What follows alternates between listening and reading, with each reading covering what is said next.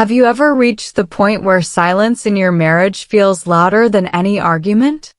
In this video, I share my real journey in the United States, how one unexpected road trip slowly brought my partner and me back from the edge.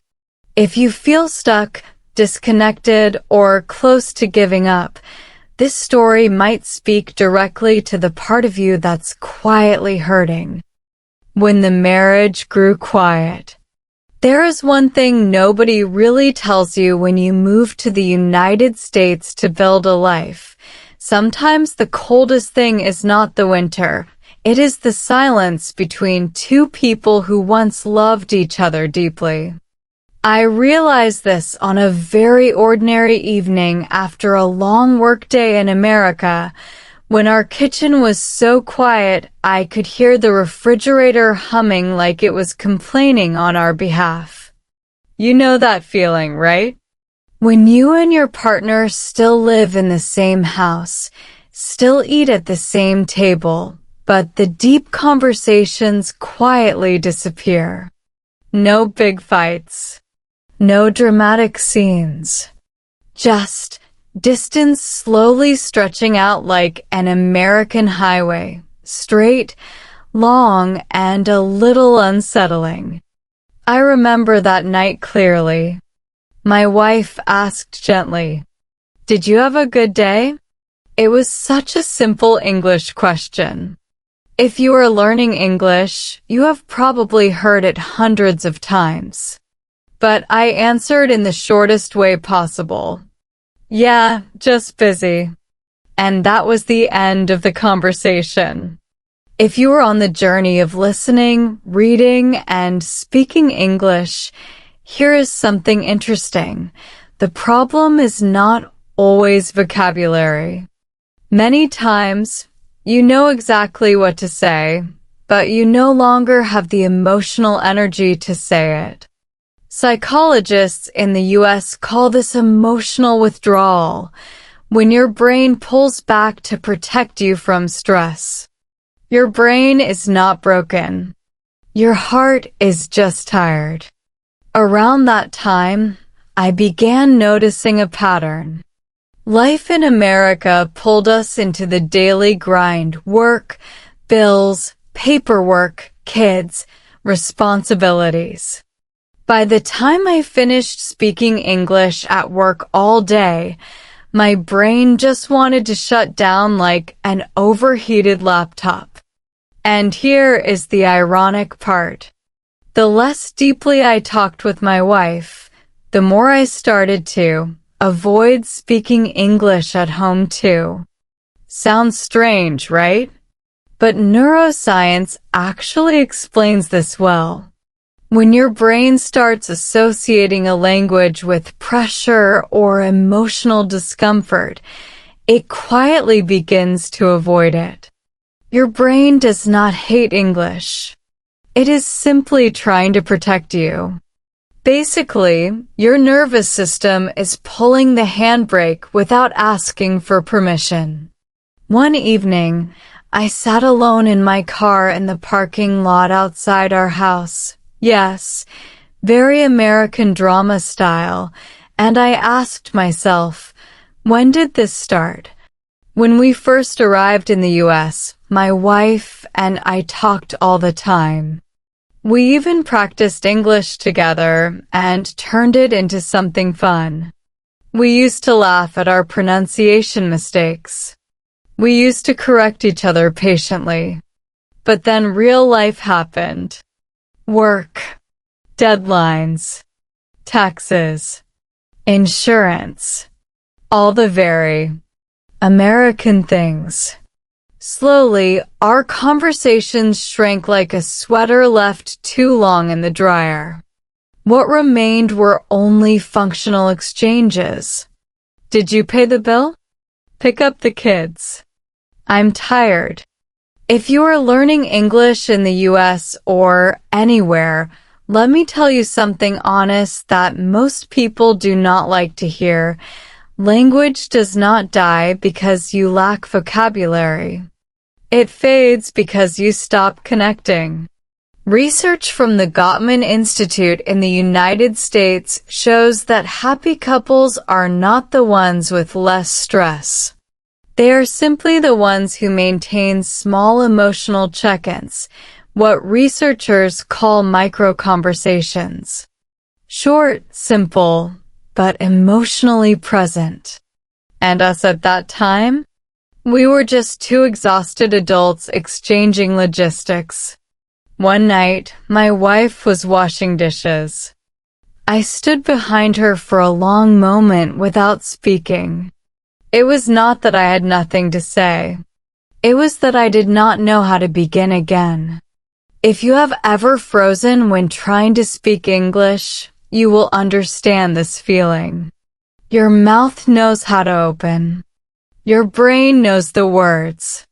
But your emotions stay stuck. Finally, I said, "Hey."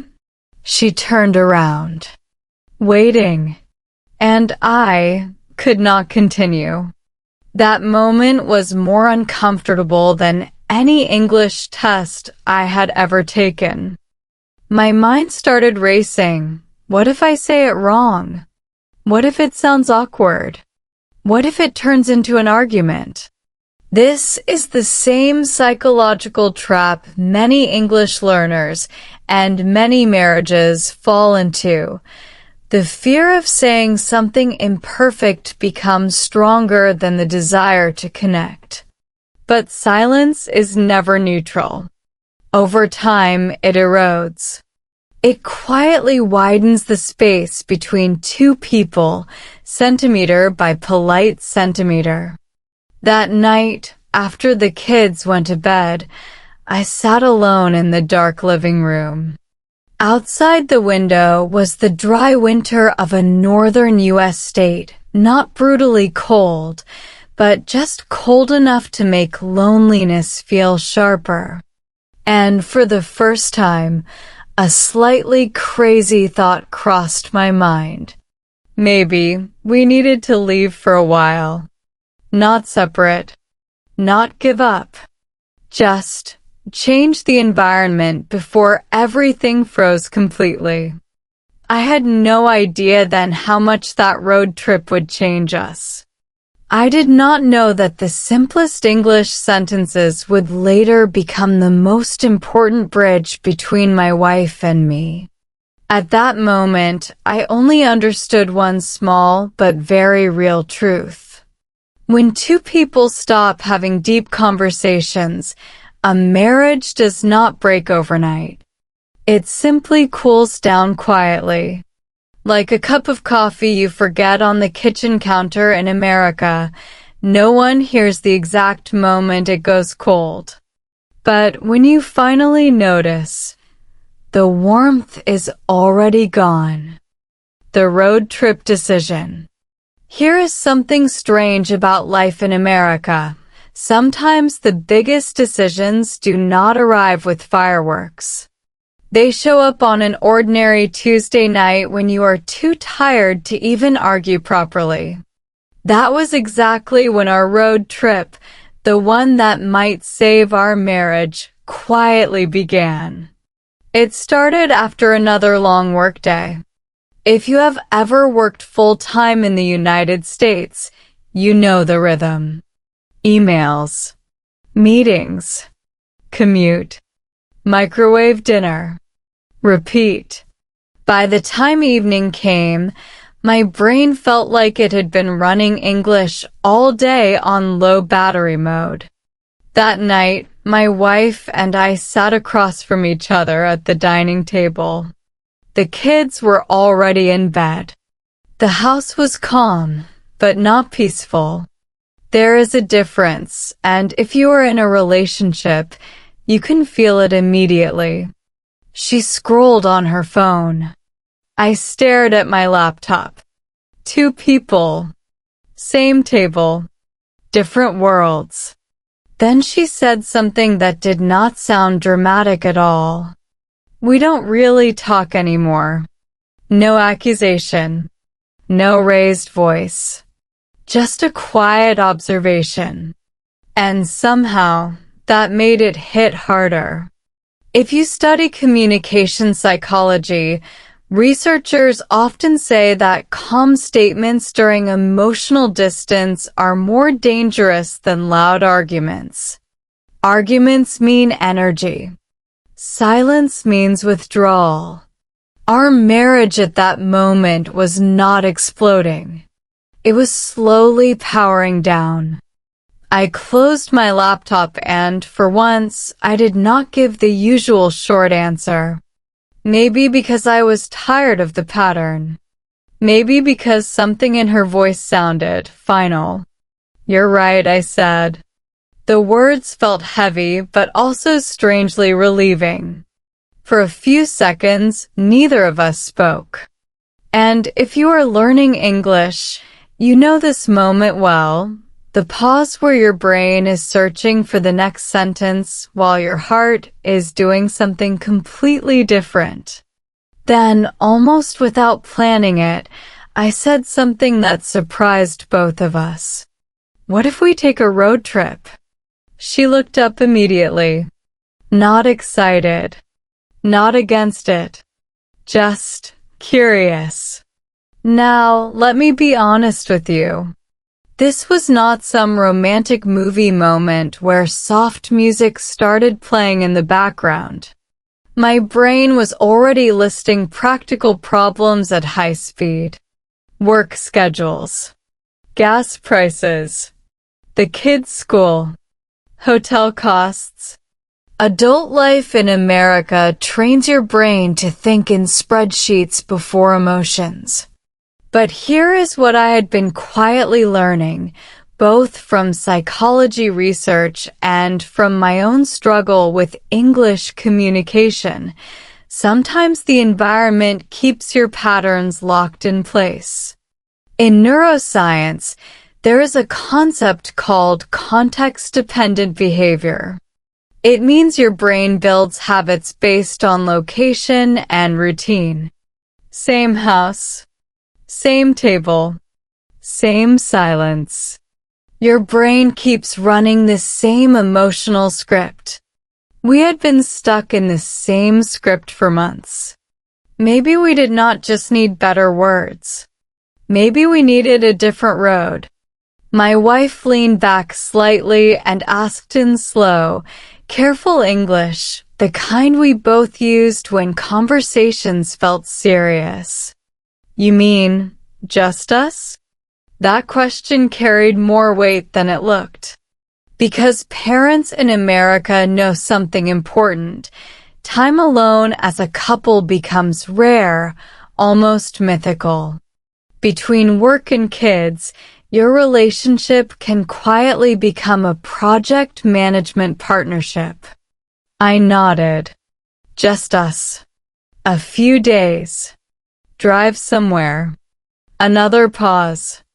I could almost see her brain doing the same calculations mine had done earlier. Responsible adults do not jump into spontaneous plans easily, especially immigrants trying to build stable lives in the U.S. Finally, she asked, "Why now?" That question was fair, logical, slightly dangerous. I took a slow breath, because this was the moment where honesty mattered more than perfect grammar. Because I think we're getting too quiet, not poetic. Not perfect English, but real. And something shifted in her expression, just slightly, like a door unlocking one small click. If you are learning English for real-life communication, remember this. Emotional clarity often matters more than grammatical perfection. Studies in interpersonal communication consistently show that authenticity increases connection even when language is simple. Your accent rarely ruins connection. Emotional distance does. She was quiet for a long moment, then said softly, "Okay, maybe we should." That was it. No dramatic hug.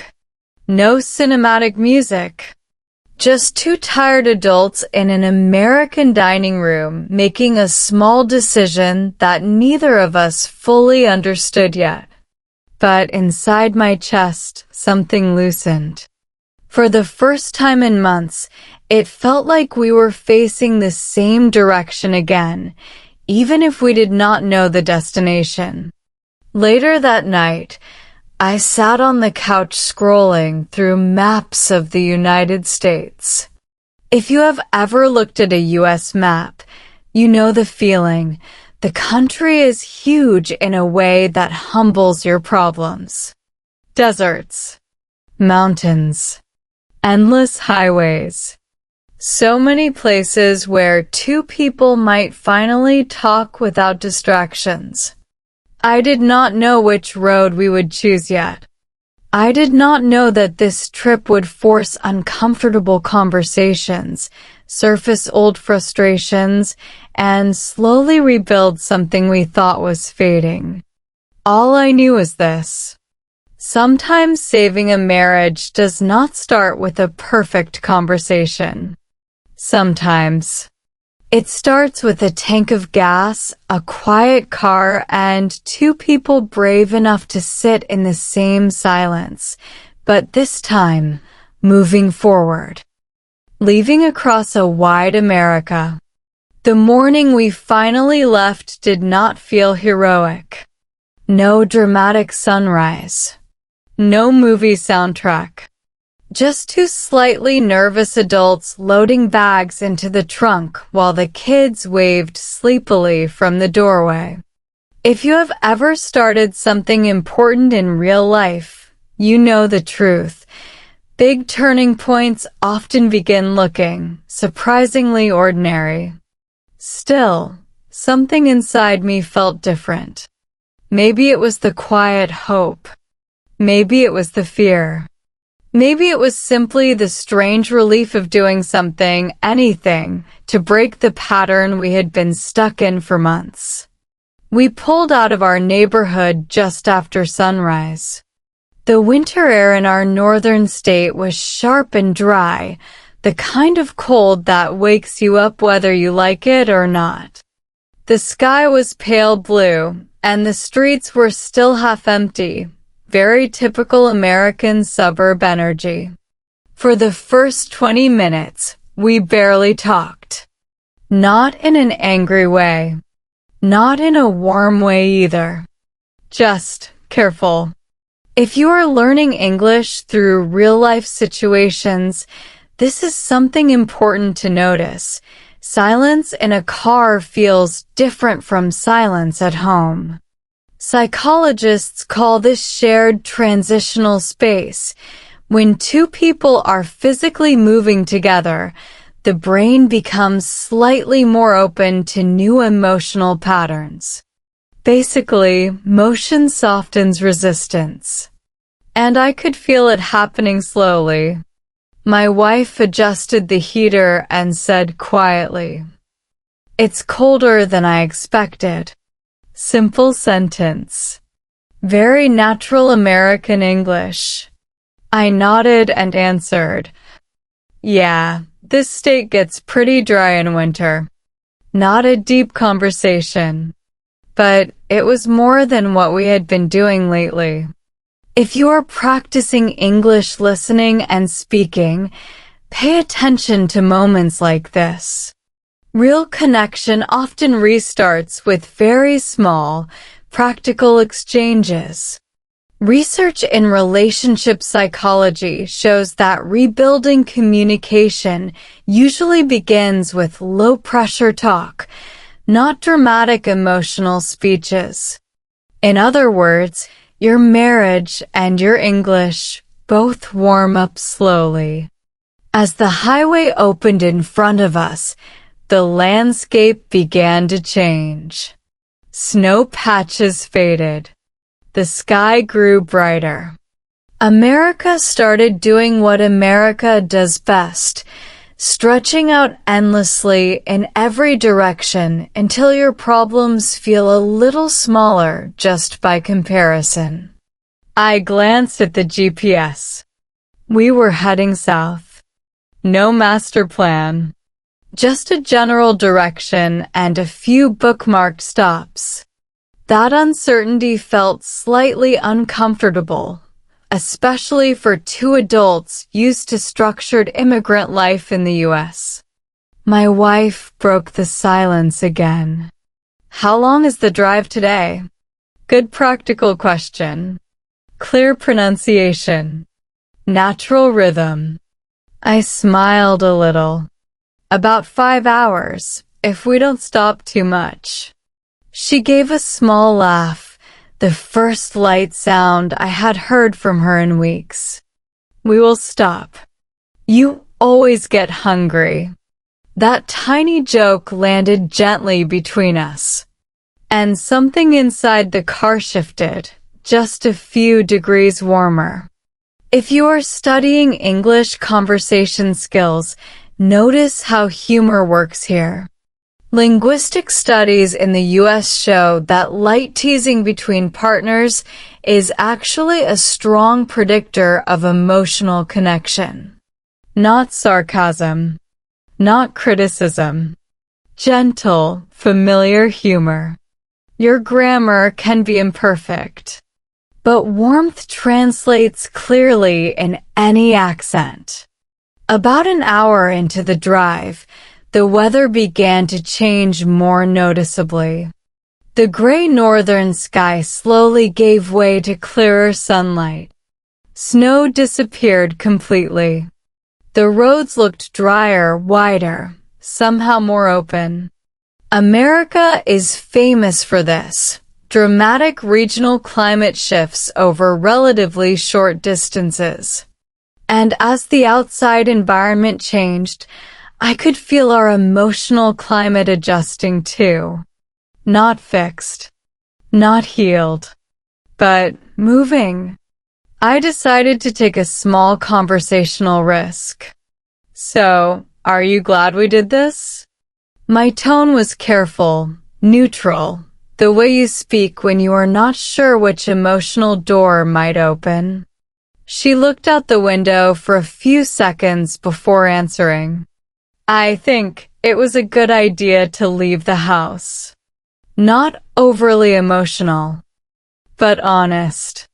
And honesty in both English learning and marriage is usually where real progress begins.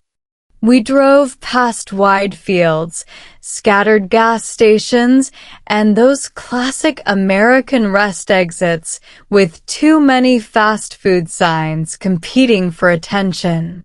If you have ever traveled across the U.S., you know the visual rhythm, long highway lines, big sky, and the quiet hum of tires that gives your brain space to think. Interestingly, cognitive science research shows that long-distance driving can increase reflective thinking. The steady motion and limited visual complexity allow the brain's default mode network to activate the same system involved in self-reflection and emotional processing. In simple terms, highways make people think deeper. And I had a feeling this road was going to make us talk deeper too. Around midday, we crossed into a warmer region. You could see it immediately. No snow. Softer sunlight. Even the air through the slightly opened window felt different, less sharp, more forgiving. My wife noticed it too. It already feels different here, she said. I nodded slowly. Yeah, different state, different weather. Then, without fully planning to, I added quietly. Maybe different conversations too. She turned and looked at me, really looked this time, not just the quick functional glances we had been giving each other for months. There was no big reaction. No dramatic music. Just a small moment of attention returning. And if you are paying close attention, whether to your English journey or your relationships, you know this truth. Big changes rarely announce themselves loudly. Sometimes, they begin with a simple drive across state lines, a few careful English sentences, and two people slowly remembering how to face the same road again. The first cultural surprises. If you think the hardest part of living in the United States is the language, let me gently disagree with you. Sometimes the real challenge is the quiet cultural moments that catch you off guard when your brain is already tired. And our first real test on this road trip came at a place so ordinary it almost feels funny now, an American highway rest stop. We pulled in around early afternoon. You know the type if you have traveled across the U.S. Wide parking lot, clean but slightly tired-looking building, vending machines humming in the corner, and at least 3 fast food logos fighting for your attention. It was not glamorous. But it was exactly the kind of real-life environment where communication either grows or freezes. Inside, the air smelled like coffee and fried food. People moved quickly, confidently, that efficient American rhythm that still sometimes makes immigrants feel half a step behind. My wife headed toward the restroom while I walked to the coffee counter. And suddenly, I felt that old familiar tension in my chest. Not fear exactly, just alertness. If you are learning English in real-world settings, you know this feeling well. Your brain switches into performance mode. Your ears sharpen. Your internal voice starts whispering, "Okay, focus. Don't mess this up." When it was my turn, the cashier smiled automatically, very American customer service energy, and asked, "What can I get started for you?" Simple sentence. Clear pronunciation. Normal speed. And yet, for half a second, my brain blanked.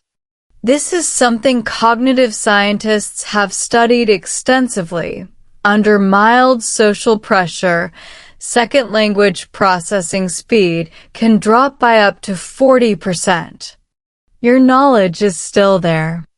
Access just gets slower. I took a small breath. "Hi, just a medium coffee, please." Not perfect rhythm. Slight hesitation. But completely understandable. She nodded quickly. "Medium coffee. Anything else today?" Now here is where something interesting happened. Old me, the tired, emotionally withdrawn version, would have stopped the interaction as fast as possible. Transaction complete. Escape safely. But something about being on the road, being outside our usual routine, made me stay present half a second longer. What roast is the medium?" I asked. Small question. Simple vocabulary. But it mattered. Because research in language acquisition consistently shows that micro-extensions in conversation, adding just one extra question, significantly improve speaking confidence over time. The cashier pointed to the sign. "That one's our house blend. Medium roast." I nodded. "Got it. Thanks." Interaction finished. No embarrassment. No confusion. Just normal human communication. And surprisingly, I felt a tiny spark of energy return. When my wife came back, we sat at a small plastic table near the window. Outside, cars rolled in and out. Inside, the low background noise of American travel life hummed steadily. She looked at me and asked, How was ordering? There was a softness in her tone I had not heard in a while. I shrugged lightly. Not bad. Pretty smooth. Then she smiled, just a little. See? Your English is better when you're relaxed. That sentence landed deeper than she probably realized. Because she was right. One of the biggest myths English learners carry is this: I will speak well when my English becomes perfect. But neuroscience says the opposite is often true. You speak better when your nervous system feels safe. Perfection is not the gateway to fluency. Relaxation is. I took a sip of the coffee, slightly too hot, very average American highway quality, and looked around the rest stop more carefully. Families moving together. Truck drivers grabbing quick meals. Older couples studying maps like it was still 2005. America in motion. And for the first time in months, my wife and I were part of that motion together. She stirred her drink slowly and said, "It already feels different being out here." Not a dramatic statement, but an honest one. I nodded. Yeah, fewer distractions. She gave me a knowing look. Or fewer places to hide. Okay, that one hit. Because if I was being completely honest, and this road trip was slowly pushing me toward honesty, she was absolutely right. At home, we had perfected the art of parallel living. Same house, same schedule, minimal emotional contact. Out here, nowhere to disappear. Psychologists sometimes call this forced proximity awareness. When familiar avoidance routines disappear, emotional signals become harder to ignore. Road trips are famous for this effect in relationship research. In simple terms, long drives tend to surface whatever couples have been quietly avoiding. I leaned back in the chair and exhaled slowly. Well, we did say we wanted real conversations. She held my gaze for a second longer than usual. Yeah, she said softly. We did. Outside, a semi-truck rumbled past the window, low and steady like distant thunder. The afternoon light had shifted warmer now as we moved farther south. Even the air coming through the automatic doors felt softer than it had that morning. Small environmental changes. Small conversational changes. But if you have ever rebuilt either a language habit or a relationship, you know this truth. Momentum rarely arrives all at once. It builds quietly, one normal interaction, one small risk, one slightly longer conversation at a time. And sitting there in that very average American rest stop, holding a very average cup of coffee, I began to suspect something important. This road trip was not going to fix our marriage in one big emotional moment. It was going to do it the slow way. The real way. One honest conversation at a time. Tension on the highway.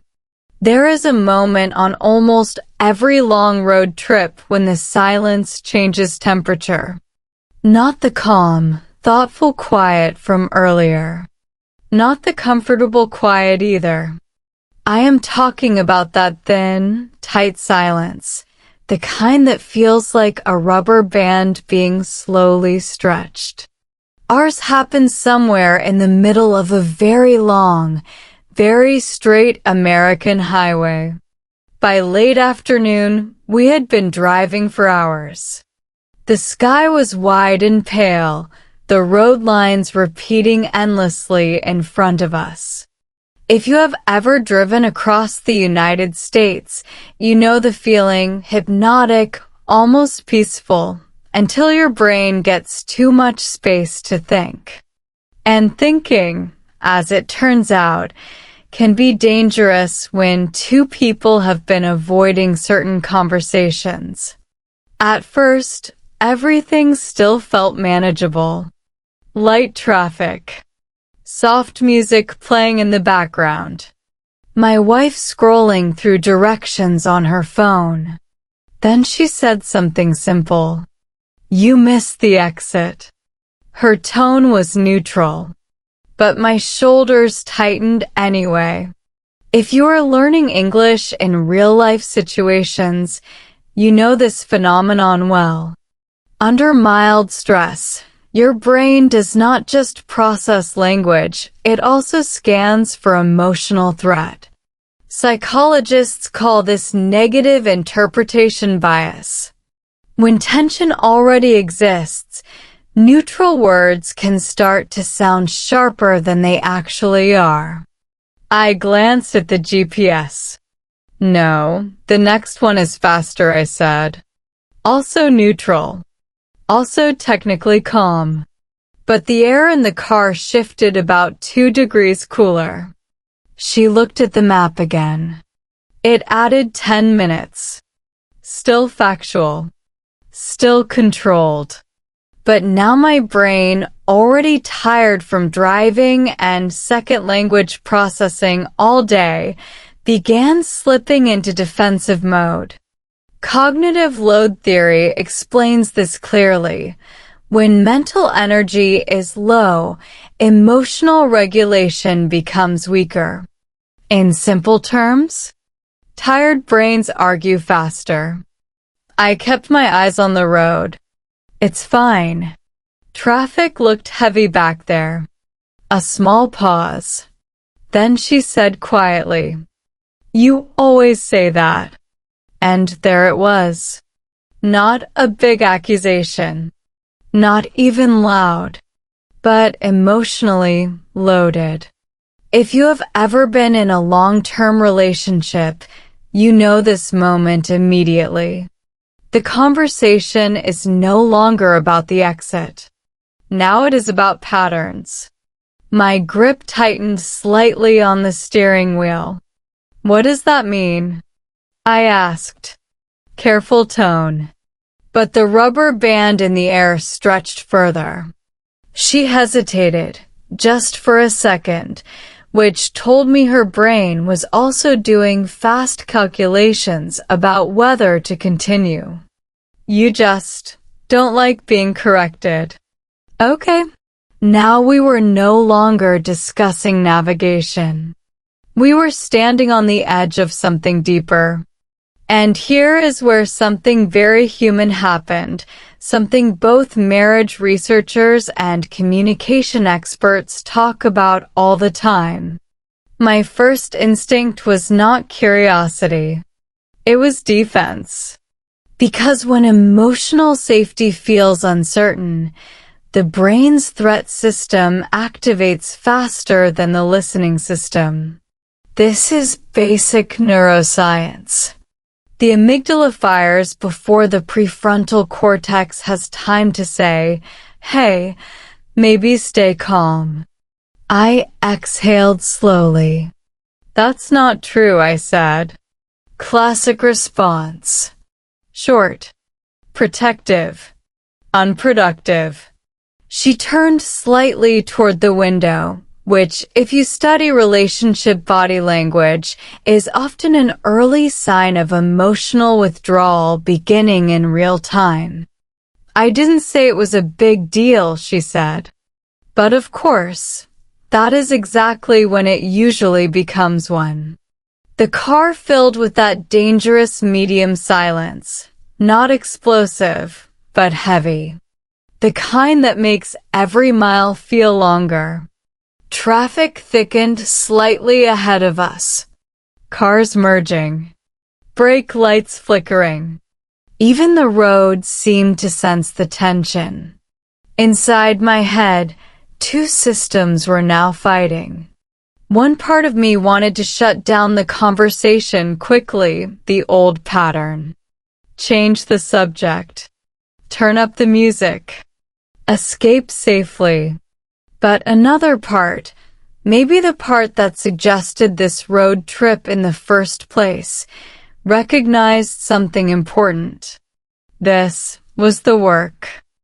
Not the peaceful coffee moments. Not the easy small talk. This uncomfortable stretch right here. Research from the Gottman Institute shows that conflict moments are actually predictive turning points in relationships. Not because happy couples avoid conflict, but because they handle the emotional repair differently afterward. In other words, the argument is not the danger. What happens next is, I loosened my grip on the wheel slightly and tried something small but intentional, something communication coaches often recommend. I lowered my voice. Hey, I'm not trying to ignore you. The sentence came out slower than my usual speech. More careful. Less sharp. She did not respond immediately. But she also did not fully turn away. Small detail. Big meaning. I continued, choosing very simple English on purpose, the kind that leaves less room for misunderstanding. I think I'm just tired from driving. Honest. Not perfect, but honest. Another few seconds passed. The highway stretched forward, endless and patient. Then she sighed, not dramatically, just softly. Yeah, me too. And just like that, the rubber band in the air loosened slightly. Not gone, but softer. If you are learning English for real emotional communication, this is a powerful lesson backed by research. Repair attempts, small calming statements during tension, dramatically improve relationship outcomes. The words do not need to be fancy. They just need to be real and timely. We drove quietly for a few more miles. Not awkward this time, just thoughtful. Outside, the late afternoon sun dipped lower, painting the highway in warm gold light. America rolling past us, mile by mile. Finally, she said gently, maybe we should stop soon. Stretch a little. I nodded. Yeah, that sounds good. And in that simple exchange, I understood something that no textbook had ever taught me. Sometimes the road does not create the tension. It simply gives it enough space to finally speak. The quiet night at the motel. By the time we pulled into the motel, the sky had already turned that deep American highway blue, the kind that makes every parking lot feel slightly more lonely than it really is. You know the look if you have traveled across the United States. Glowing neon sign, a row of identical doors, and that faint hum of distant traffic that never fully disappears. It was not a bad motel. Clean enough. Quiet enough. Practical. But emotionally, it felt like neutral territory. And sometimes neutral territory is exactly where uncomfortable truths finally show up. We carried our bags inside without saying much. Not angry silence. Not warm silence either. Just the careful quiet of two people who both knew the conversation earlier on the highway had not fully finished. If you study relationship psychology, there is a concept called emotional residue. Even when a disagreement seems small, the nervous system can stay slightly activated for hours afterward. Your mouth says, "We're fine." Your body says, "Not completely." That was exactly where we were. The motel room smelled faintly of laundry detergent and overworked air conditioning. I set the bags down near the wall while my wife walked to the window and pulled the curtain back halfway. Outside, a truck engine rumbled somewhere in the distance. For a full minute, neither of us spoke.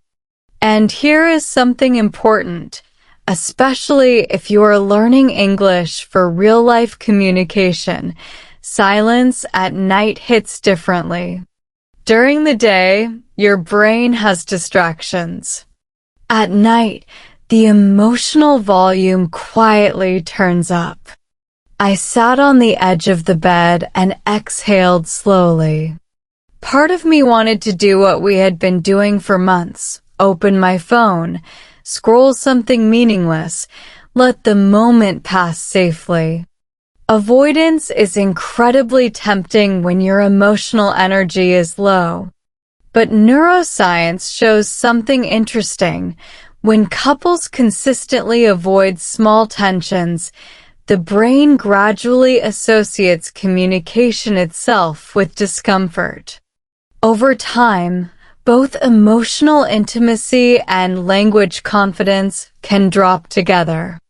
Looking back, that was already happening to me.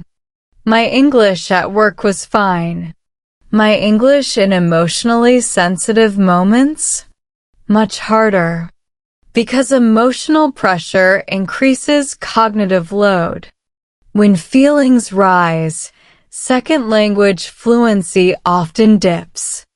This is well documented in bilingual communication research. In simple terms, when your heart races, your grammar sometimes hides. My wife finally turned from the window and asked quietly, "Are you still thinking about earlier?" There it was. Not an attack. An opening. And openings are fragile things. I nodded slowly. "Yeah, a little." I deliberately kept my sentence simple. One thing I had been learning, both from communication studies and painful personal experience, is that simple English works best when emotions are involved. Complex grammar impresses nobody during real conversations. Clarity builds connection. She leaned lightly against the dresser, arms loosely folded, not defensive, just unsure. "I didn't mean to sound critical," she said. Her voice was softer than it had been in the car. This was a classic repair signal, something relationship researchers talk about often. When one partner offers a soft clarification, the next response becomes extremely important. Accepting the repair usually de-escalates tension. Rejecting it often restarts the conflict loop. For a split second, my old defensive habit tried to jump in. But I caught it, took a breath, and chose differently. "I know," I said gently. "I think I was just already stressed." Not perfect wording, but emotionally accurate. And again, something subtle shifted in the room. If you are practicing English speaking skills for real life, pay attention to moments like this. Authentic emotional labeling, even with simple vocabulary, significantly improves mutual understanding. Studies in interpersonal communication consistently show that naming your internal state reduces conflict intensity. Your sentence does not need to be fancy. It just needs to be honest. She sat down slowly on the other side of the bed, leaving a small but noticeable space between us. Not distant, not close. Somewhere in between, which, if we are being honest, was exactly where our marriage had been living lately. After a quiet moment, she asked something that caught me slightly off guard. Do you ever feel too tired to talk sometimes? That question landed deeper than anything else that day, because the truthful answer was yes. Not tired of her, just tired in general. Work in a second language. Life pressure in a second country. Constant low-level adaptation that immigrant brains rarely get to turn off. Cognitive fatigue is very real, and research on bilingual professionals in the U.S. shows that prolonged second language use can increase mental exhaustion, especially when emotional conversations are required afterward. I rubbed the back of my neck and gave a small, honest nod. Yeah, more than I expected. Her shoulders relaxed just slightly. Me too. Two simple words. But suddenly we were no longer standing on opposite sides of the problem. We were standing on the same side of the fatigue. And that, according to relationship science, is one of the earliest signs of reconnection, shared framing, when the issue becomes something both partners face together instead of against each other. Outside, another car pulled into the motel lot. Headlights briefly swept across the curtain, then faded. Inside the room, the air felt lighter, not fixed, not magically healed, but no longer frozen. I leaned back slightly against the headboard and said quietly, "Maybe this trip is already helping a little." She looked at me for a long second, really looked, the way people do when they are deciding whether to believe something hopeful. Then she gave the smallest smile of the entire day. "Maybe it is." And in that modest, ordinary motel room somewhere off an American highway, I realized something important. Sometimes the first step to saving a marriage is not a big romantic gesture. Sometimes it is simply two tired people finally admitting they are both tired and choosing to stay in the conversation anyway. The first deep conversation. Here is something nobody warns you about. The first real conversation after a long emotional distance does not arrive with confidence. It arrives quietly, usually when both of you are a little tired and a little unsure what might come out. Ours happened later that same night in the motel. The room lights were dim. The highway noise outside had softened into a steady background hum. Not silence exactly, just the kind of low, constant sound that makes honest conversations feel strangely safer. We were sitting on opposite sides of the bed, not far apart but not close either. That in-between space again. The emotional middle ground where many long-term relationships quietly live. For a while, neither of us spoke. And if you are learning English for real emotional situations, you probably know this feeling very well. Starting small talk is easy. Starting something real? Your brain suddenly feels like it forgot half the language. This is not your imagination. Research in bilingual psychology shows that emotionally meaningful conversations require more cognitive resources than transactional speech. Your brain is not just choosing words, it is managing vulnerability at the same time. In simple terms, Talking about feelings in a second language is level expert. I took a slow breath.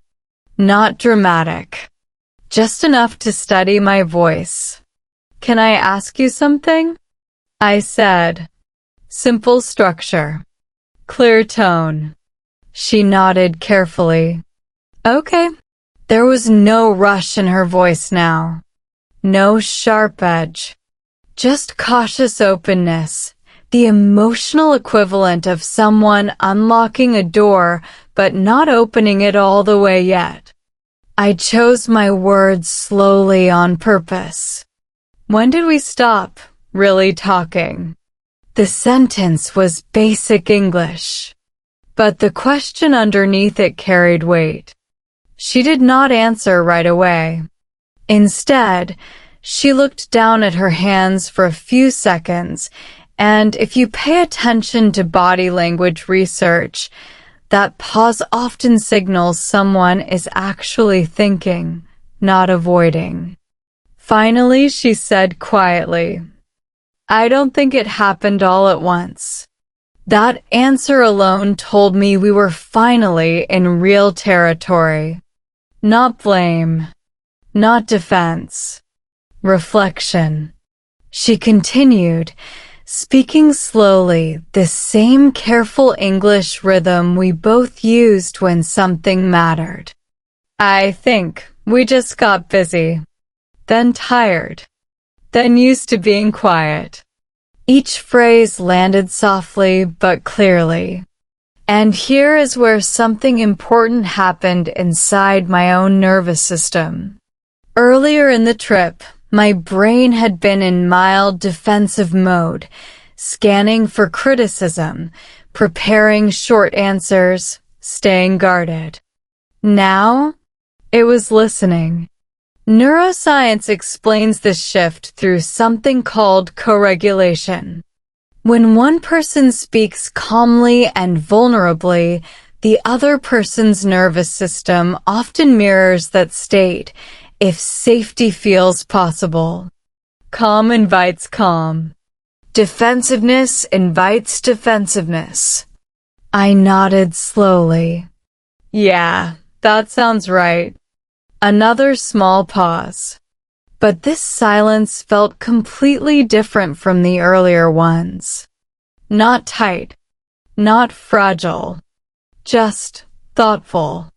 If you are practicing English listening skills, this is an important real-life observation. Comfortable silence is actually a sign of improving connection. Communication experts in the U.S. often note that emotionally safe couples tolerate pauses without rushing to fill them. Your conversation does not need constant words. It needs emotional presence. I leaned forward slightly, resting my elbows on my knees. I think I was more stressed than I realized, I admitted. Again, simple vocabulary, but emotionally specific. Her eyes lifted to meet mine. From work. I shook my head gently.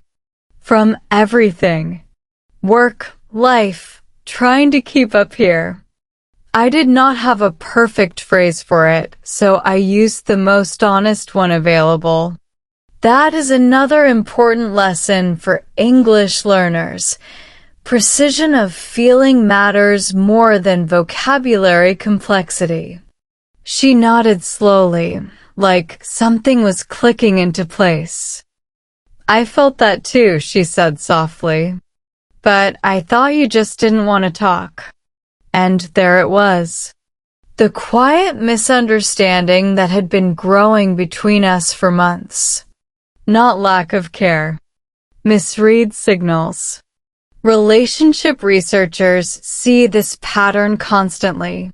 When communication frequency drops, partners often create private explanations that may or may not be true. Without clarification, those stories harden into emotional distance. I exhaled slowly.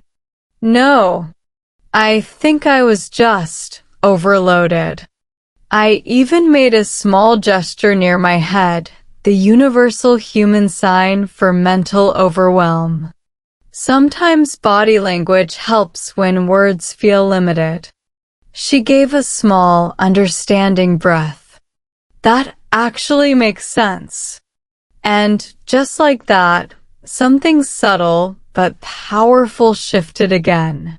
If you are following closely, whether for English learning or relationship insight, you can see the pattern.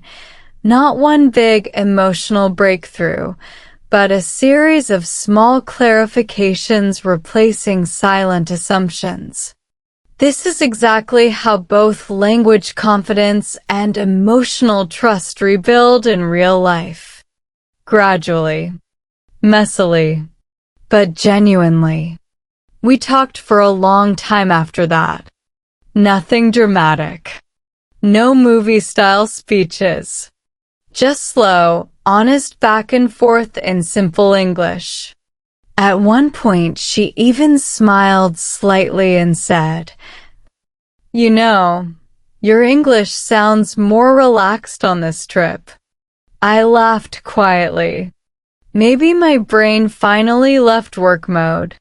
She smiled again, and this one stayed a little longer. Outside, the highway continued its steady nighttime rhythm. Cars passing, tires humming, America moving forward mile by mile. Inside that modest motel room, something else was moving forward too. Not perfectly, not magically, but noticeably. And as the conversation softened into comfortable quiet again, I realized something that every English learner and every long-term couple eventually discovers. Fluency is not just about speaking faster. Sometimes, it is about finally saying the honest things slowly enough to be heard. Seeing marriage through American culture. The next morning, something subtle felt different, not dramatically better, not magically healed, just lighter. If you have ever had a real conversation after a long emotional drought, you know this quiet shift. The room looks the same. The people are the same. But the air between you feels easier to breathe. That was exactly how the motel room felt when we woke up. Sunlight slipped through the thin curtains. Somewhere outside, a truck engine started, then faded into the steady rhythm of the highway. America was already moving again, and for the first time in a while, it felt like we were moving with it, not just sitting still inside our own routines. We grabbed a quick breakfast at the small motel lobby. Nothing fancy, just coffee, packaged muffins, and that slightly awkward morning politeness travelers share when they are not fully awake yet. And that was where the next layer of realization quietly began. At the table next to us sat an older American couple, maybe in their late 60s. Casual clothes, comfortable silence. But every few minutes, one of them would say something small to the other. "Coffee okay? You want another napkin? Careful, it's hot." Tiny exchanges. Nothing deep. Nothing dramatic. But constant. If you study relationship research in the United States, you will recognize this immediately. The Gottman Institute calls these moments bids for connection, small attempts to maintain emotional presence throughout the day. Healthy couples do not only rely on big romantic talks. They maintain the small bridges. I watched them longer than I probably should have. My wife noticed. "What are you looking at?" she asked. I nodded subtly toward the couple, just observing. She glanced over briefly, then back at me. They seem comfortable. That word, comfortable, landed gently, because comfort had been exactly what we had been missing. Not love, not commitment, just the everyday ease that slowly disappears when life gets too busy. I took a sip of the Motel coffee, still very average, still slightly too bitter, and said thoughtfully, I think American couples talk more in small moments. She tilted her head slightly. You think so? I nodded. Yeah, not big conversations all the time. Just steady small ones. This observation is actually supported by communication research in the U.S. Microinteractions throughout the day significantly predict long-term relationship satisfaction. It is not the grand emotional speeches that keep couples connected. It is the small check-ins repeated consistently. My wife stirred her coffee slowly. That makes sense, she said. We used to do that more. There was no accusation in her voice this time. Just quiet recognition. And recognition, according to psychology studies, is often the first step toward behavioral change. We finished breakfast and headed back to the car. The morning air was noticeably warmer than the state we had left behind. Even the sunlight felt softer, one of those subtle regional climate shifts the United States is famous for. As we drove out of the motel parking lot, I noticed something else. Our conversation rhythm had changed. Not dramatically, but naturally. She adjusted the GPS and said, Next stop is about 3 hours. I nodded. Sounds manageable. A few minutes later, she added, You want music or quiet? Simple question, but meaningful, because this was exactly the kind of small connection bit we had been missing at home. I smiled slightly. Maybe music first, then quiet later. She tapped the screen and soft background music filled the car. If you are learning English through real-life listening practice, notice something important here. Natural couples rarely speak in perfect textbook sentences. They use short, functional phrases layered with emotional tone. Fluency in real life is rhythm plus intention, not grammar perfection. About an hour into the drive, we passed through a small American town. Neat houses, wide streets, kids' bikes in front yards. One of those peaceful middle America scenes that almost feels staged. My wife looked out the window and said quietly, Families here look slower. I knew exactly what she meant.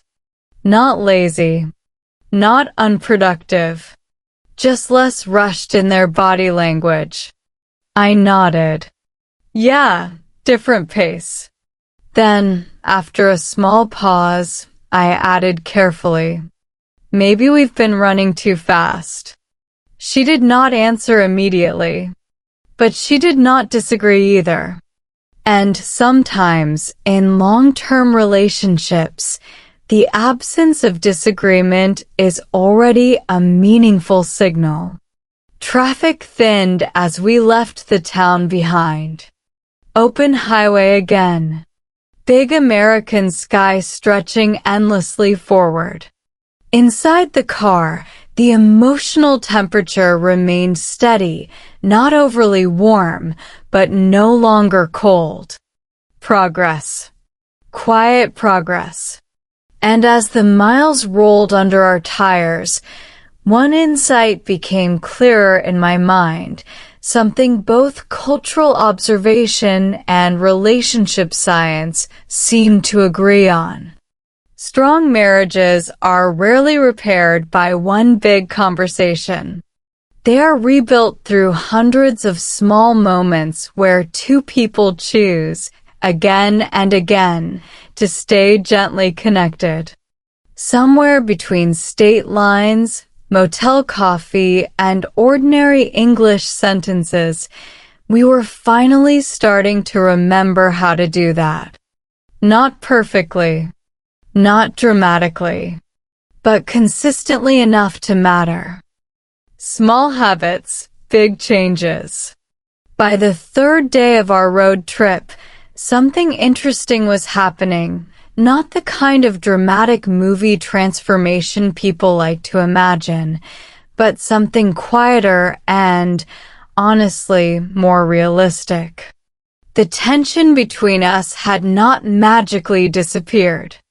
Life rarely works that way. But the emotional stiffness that used to sit between every sentence, that was slowly loosening. And strangely enough, one of the biggest shifts started with something very small, a new daily habit. If you have ever tried to improve your English, especially listening and speaking, you probably know this truth already. Big motivation bursts feel exciting, but they fade quickly. Real progress usually comes from tiny, repeatable actions that feel almost boring at first. Psychologists call this behavioral momentum. When a small action is repeated consistently in a stable environment, the brain begins to automate it. Over time, what once felt effortful starts to feel natural. Somewhere between the long highway miles and the quiet mornings together, I decided to test this idea, both for my English and, honestly, for our connection. That morning, before we started driving, I said casually, "Hey, wanna try something small today?" My wife looked up from her coffee. "What kind of something?" I kept my tone light. "Maybe we speak English together for 10 minutes while driving. Just easy conversation. No pressure." Notice something important here if you are learning English. I did not say practice seriously. I did not say study hard. I said easy conversation. Research in second language acquisition shows that lowering performance pressure significantly improves speaking fluency over time. Your brain learns faster when it feels safe. She raised one eyebrow slightly, not skeptical, just curious. 10 minutes only? I nodded. 10 minutes. Then we stop. That detail mattered. Because the human brain handles limited challenges much better than open-ended ones. Timeboxing reduces resistance. This principle is widely used in both productivity psychology and language training programs across the U.S.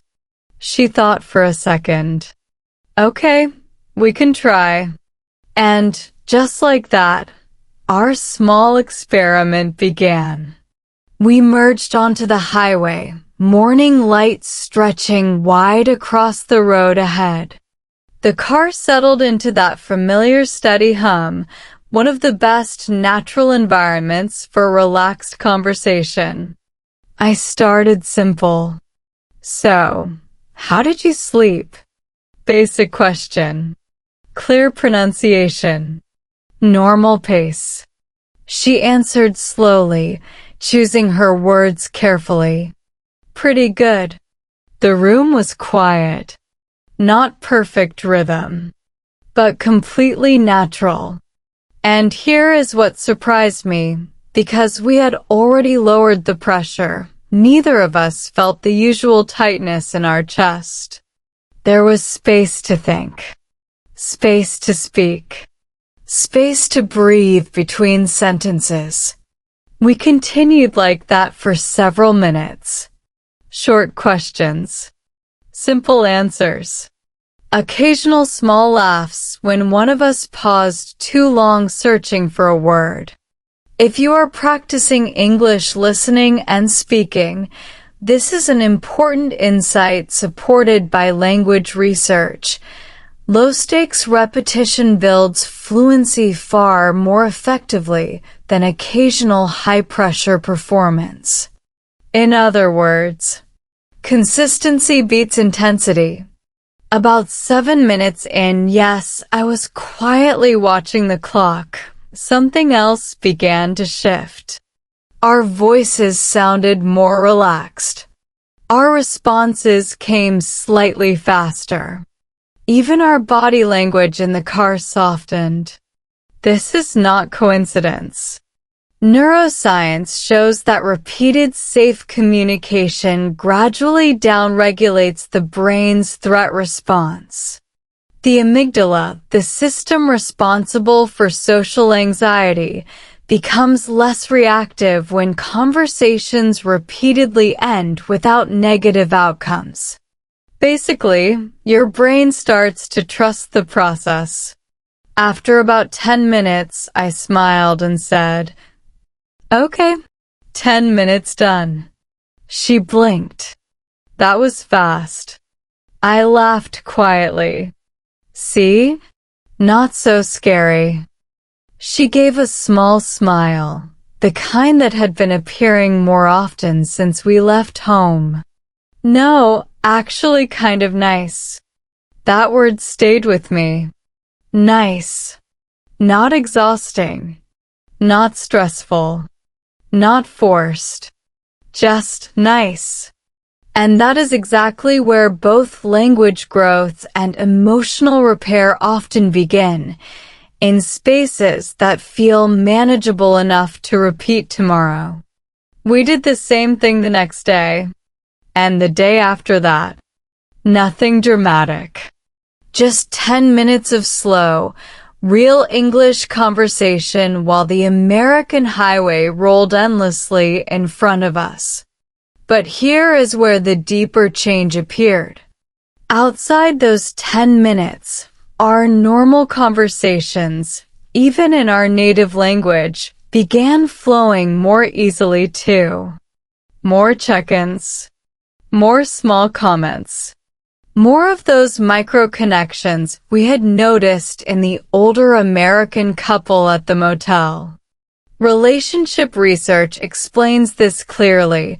Positive communication habits tend to generalize across contexts. Improve one channel of connection, and others often follow. By the 4th day of the trip, the car felt different. Not like two tired people sharing space. More like partners traveling together again. That afternoon, as we drove through another wide stretch of open American landscape, my wife glanced at me and said lightly, "You know, your idea actually worked." I kept my eyes on the road but smiled. "Which part?" She leaned back in her seat. "The small steps part." I nodded slowly, because by then, the pattern was becoming obvious. We had not fixed everything. We had not had one giant emotional breakthrough. But we had done something more sustainable. We had started moving forward again, one small, repeatable conversation at a time. And if there is one lesson both language science and relationship psychology agree on, it is this. Big changes rarely come from big efforts. They come from small habits, repeated long enough to become part of who you are. The warm moment we didn't expect. If you have ever been on a long road trip across the United States, you know something interesting happens around day 4 or 5. The destination still feels far enough away to keep you moving, but the routine of the road starts to feel strangely normal. Gas stops, coffee refills, long stretches of highway. Your body adapts faster than you expect. That was exactly where we were. Not fully transformed. Not magically healed. But no longer stuck in that cold, careful distance we started with. And then, like most meaningful moments in real life, the shift came when we were not trying to create one. Late that afternoon, we pulled into a small roadside town somewhere between states. The kind of place you would never plan to visit on purpose. One main street. A few local shops. A diner that looked like it had not changed since 1998. We only stopped because the gas tank was getting low. Nothing romantic about it. I parked near the pump, and as the numbers started ticking upward on the meter, my wife stepped out to stretch her legs. The air was noticeably warmer than the northern state we had left days ago, soft, dry, almost comforting. Climate differences across the U.S. can be surprisingly dramatic, and in that moment, even the weather felt like it was quietly cooperating with our trip. When I finished pumping gas, I noticed something small but meaningful. She was standing near the edge of the parking lot, watching a young family walk toward the diner. Parents, two little kids, the youngest one holding a melting ice cream cone at a very dangerous angle. We both know what happened next. One small stumble. One soft splat of ice cream on the pavement. And immediately, the little kid's face collapsed into that universal pre-cry expression all children share. Before I could say anything, my wife smiled, really smiled, and said softly, "Oh no, poor thing." Not a big moment. But it was the first time I had heard that warm, spontaneous tone from her in a long while. The father crouched down calmly, said something gentle to the child, and within seconds, the crisis was already dissolving. No frustration. No raised voice. Just patient, steady reassurance. If you study American parenting culture, this scene will look familiar. Over the past decade, there has been a strong shift in the U.S. toward emotion coaching, helping children name feelings rather than suppress them. Research from developmental psychology shows this approach significantly improves long-term emotional regulation. But standing there in that quiet roadside lot, what struck me was not the parenting technique. It was the atmosphere. Calm. Responsive. Present. My wife crossed her arms lightly and watched for another moment. "They handled that really well," she said. I nodded. "Yeah, very patient." There was a thoughtful pause between us, not uncomfortable, just reflective. Then she added quietly, "You've been more patient on this trip too." That sentence caught me off guard. Because honestly, I had been so focused on managing my own stress and communication that I had not noticed the external changes. I glanced at her.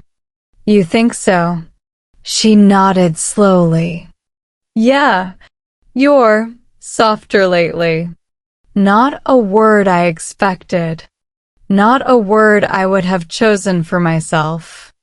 But something about hearing it, there in the middle of an ordinary American gas station, landed deeper than any dramatic compliment could have. Psychologically, this moment fits something researchers call positive reframing recognition. When one partner verbally acknowledges small behavioral improvements, the other partner's motivation to maintain those behaviors increases significantly. In simple terms, being seen changes how long change lasts. I leaned casually against the car door, letting the warm air settle around us. I think I've just been less overloaded, I admitted. Again, simple English, but emotionally accurate. She gave a small, understanding nod. Me too. We stood there for a few seconds, watching the young family head into the diner. The little ice cream disaster already forgotten, the child now bouncing along happily like nothing had happened. Funny how quickly moods can reset when someone responds with patience. Another quiet lesson hiding in plain sight. As we got back into the car, something in the atmosphere between us felt noticeably softer. Not dramatic. Not overwhelming. Just easier. She reached for the seatbelt, then paused. "You know what I realized," she said. "I started the engine." "What?" She looked at me with a gentle half-smile. "We haven't had a real argument this whole trip." I blinked once. Because she was right. We had tension. Yes. Awkward moments. Definitely. But the explosive emotional spiral we both secretly feared, it never fully arrived. And according to relationship science, that matters more than most people realize. Healthy couples are not the ones who avoid all tension. They are the ones who successfully de-escalate before conflict turns destructive. I pulled the car back onto the road, the late afternoon sun stretching long shadows across the highway. Inside the car, the silence returned, but this time it felt completely different from the one we started the trip with. Not cold, not fragile, just peaceful. And somewhere between that small-town gas station, a melting ice cream cone, and a few honest English sentences, I understood something important. Sometimes the moments that soften a marriage do not look important while they are happening. But later, you realize that was exactly when the road began to turn. Lessons from the open road. By the time our road trip began its final stretch, the landscape outside the windshield looked familiar in a completely new way. Same wide highways. Same endless sky. Same steady rhythm of American road life. But inside the car, something had quietly rewired itself. Not perfectly, not permanently solved, but undeniably different. If you have ever gone through a long emotional season in marriage, in language learning, or just in life, you know this feeling. The external world looks unchanged, but your internal reactions start shifting in small, almost hard to notice ways. That morning, the air was warmer than when we first left home. We had crossed multiple climate zones by then. One of the things that still amazes me about living and traveling across the United States. In just a few days, you can move from dry northern cold to soft southern warmth without ever leaving the same country. And strangely, that physical transition mirrored something emotional happening between us too. As we drove, my wife adjusted the music volume and said casually, This trip went by faster than I expected. Simple sentence. Natural rhythm. But what caught my attention was the tone, relaxed, unguarded, present. I nodded slightly. Yeah, me too. For a moment, we just watched the road together. And if you are studying real-life English listening, notice something important. Comfortable shared silence is one of the clearest markers of improved relationship safety. Early in the trip, our quiet moments felt fragile. Now, they felt settled. Psychologists sometimes describe this shift as nervous system synchronization. After repeated low-conflict interactions, partners' stress responses begin to regulate more smoothly around each other. The body literally learns that this person is no longer a source of constant emotional threat. In simple terms, your body starts to relax before your brain fully catches up. A few miles later, she asked something thoughtful. Do you think we needed this trip? That question deserved a real answer, not one of my old short, safe responses. I took a breath. Yeah, I think we really did. Then, after a small pause, I added something I had been slowly realizing over the past few days. I didn't notice how disconnected we were getting. Honest. Not defensive. Just honest. She nodded slowly, eyes still on the road ahead. Me neither.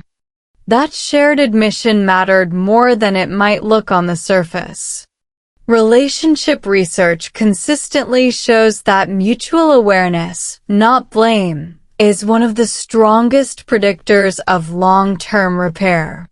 When both people can say, "We missed something," instead of "You caused this," the emotional tone changes completely. We drove another few quiet miles before she spoke again. I think living in the US just got busy. I gave a soft half laugh. That's one way to say it. Because if you were an immigrant building a life in America, or honestly just anyone working full-time here, you know how quickly the days fill up. Work demands. Bills. School schedules. Endless logistics. And here is something I wish someone had told me earlier. Busyness does not damage relationships overnight. It slowly replaces attention. Language habits work the same way, by the way. Many English learners do not lose skill because they forget vocabulary. They lose fluency because daily life gradually crowds out intentional practice. Small neglect compounds quietly. I glanced briefly at her and said, I think we stopped doing the small check-ins. She looked thoughtful. Yeah, the little talks. Exactly. Not the big emotional discussions. The tiny daily bridges. Communication science in the US is very clear on this point. Couples who maintain frequent low-intensity emotional contact are significantly more resilient during high-stress seasons. Translation? The small talks protect the big relationship. Traffic ahead slowed slightly, and I eased the car down with the flow. Sunlight stretched across the dashboard in long, warm lines, a completely different visual mood from the cold gray morning when we first left home. Funny how environment shifts perspective. After a minute, my wife said something that surprised me. You know, the 10-minute English talks helped too. I smiled. They did. She nodded. Yeah, it made things feel lighter. That word again. lighter, not fixed, not perfect, just easier to carry. And that is when the final lesson of this trip started to settle clearly in my mind, something that applies to both marriage and language learning more than most people expect. Big breakthroughs are rare. Sustainable change usually comes from repeated small adjustments in the right direction. We did not have one magical conversation that saved everything. We had dozens of small moments where we chose to stay present instead of withdrawing. We did not suddenly become perfectly fluent emotional communicators. We simply became a little more willing to keep talking slowly, imperfectly, honestly. The highway opened wide in front of us again, long and steady like it had been since day one. But this time, the road did not feel like distance. It felt like momentum.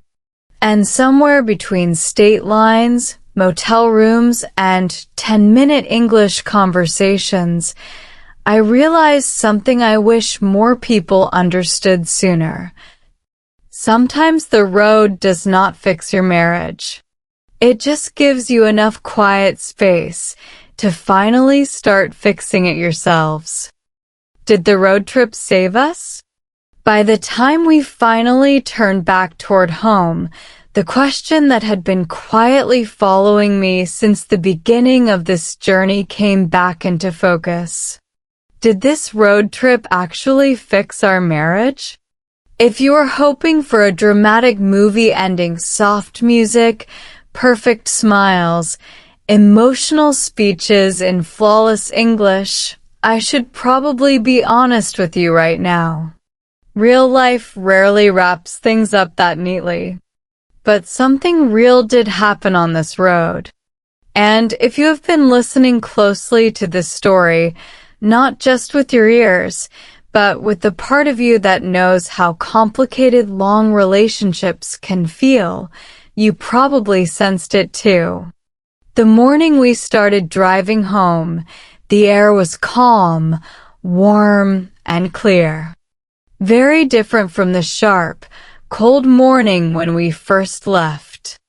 The American landscape rolled past the windows in long, familiar stretches, but inside the car, the emotional atmosphere had changed in ways that were subtle and important. We were talking again. Not constantly, not perfectly, but naturally. At one point, my wife glanced over and asked casually, "Are you tired of driving yet?" Simple question. Everyday English. But the tone carried something that had been missing before. Ease. I smiled slightly. A little, but it's okay. And that was the thing.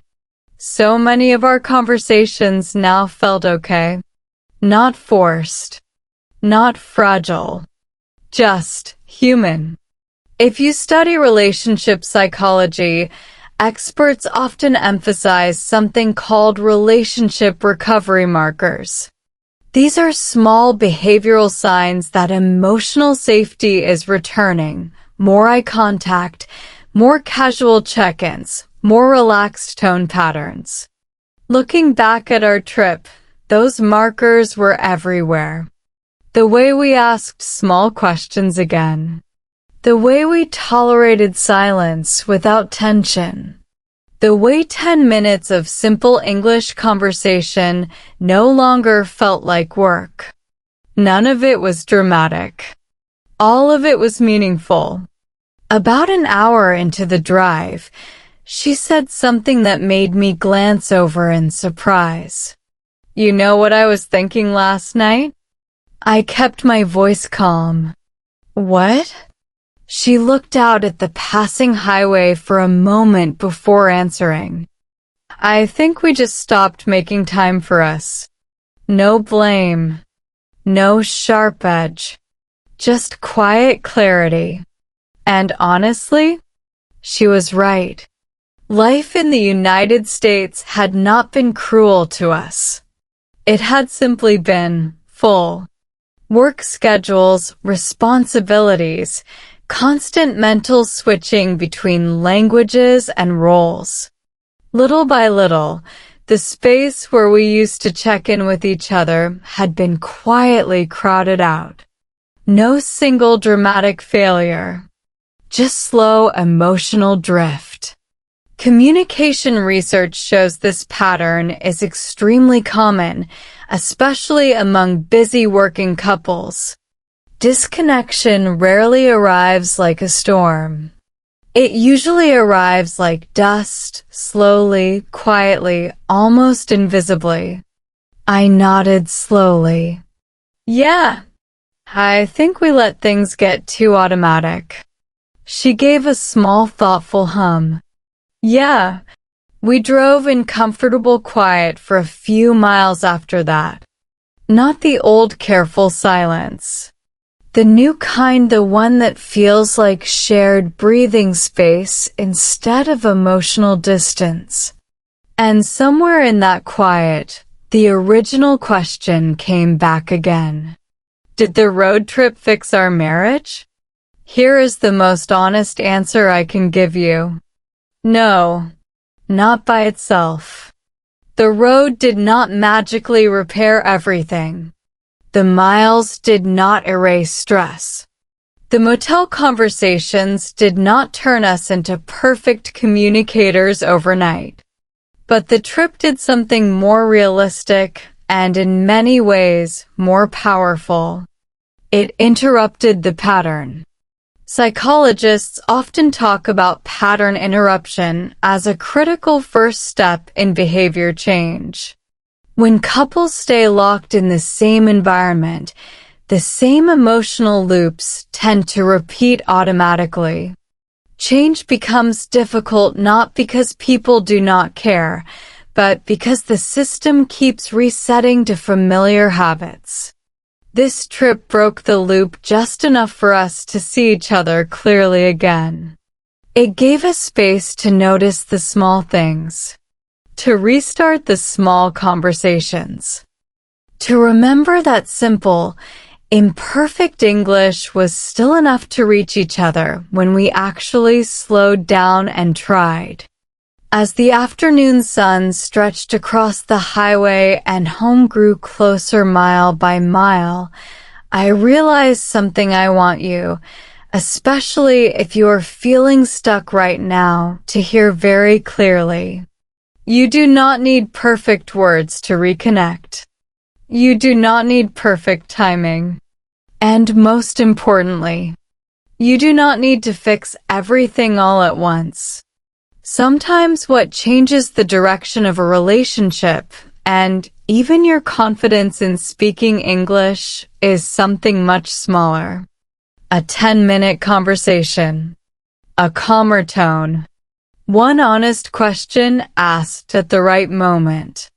Before we reached the city limits, my wife glanced over one more time and asked softly, "When did we last talk this much?" I smiled, eyes still on the road. "Probably too long ago." She nodded gently. "Yeah, but this time, the silence that followed did not feel like distance. It felt like understanding. And if there is one thing this entire road trip quietly taught me, it is this. Deep connection does not disappear in one dramatic moment. And it does not come back in one dramatic moment either. It returns the same way it left, slowly, quietly, one real conversation at a time. If this story felt a little too familiar, maybe that's not an accident. Maybe somewhere between busy days, quiet dinners, and unfinished conversations, part of you has been waiting for a reset too. Here on this channel, we don't just practice English. We practice real life through slow, clear English stories, real emotions, and honest moments that actually stay with you. Because sometimes, improving your English is really about improving the way you connect. So before you move on to the next video, ask yourself one simple question. When was the last time you truly talked and truly listened? If you want more real English story practice, more road trip reflections, and more slow, natural listening that helps your speaking grow step by step, make sure to subscribe, like, and turn on the bell so you don't miss what's coming next. Your English journey, and maybe even your next important conversation, might start right here.